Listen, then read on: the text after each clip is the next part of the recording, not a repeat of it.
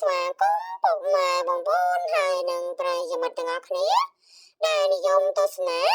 នៅរាល់តម្រុយឆ្នោតអាវងរបស់ក្រុមតម្រុយឆ្នោតអាវងយើងខ្ញុំហើយសម្រាប់ថ្ងៃនេះផងដែរក៏បានយកនៅលេខច្បាស់ដូចជារាល់ដងដើម្បីយកមកធ្វើការចែកជាតម្រុយឆ្នោតយួនដែលឥតគិតថ្លៃជូនទៅកាន់ពុកម៉ែបងប្អូនទាំងអស់គ្នាជារៀងរាល់ថ្ងៃដែលឥតគិតថ្លៃប៉ុន្តែសូមពុកម៉ែបងប្អូនកុំភ្លេចជួយចុច like subscribe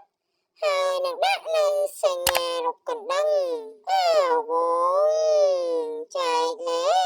ខច្បាស់44អាវងចែកលេខច្បាស់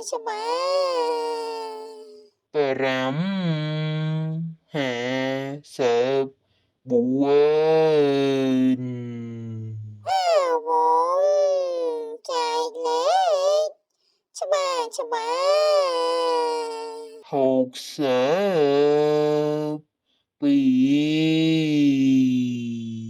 អាវងចែកលេខច្បាស់ai chăm sủa tia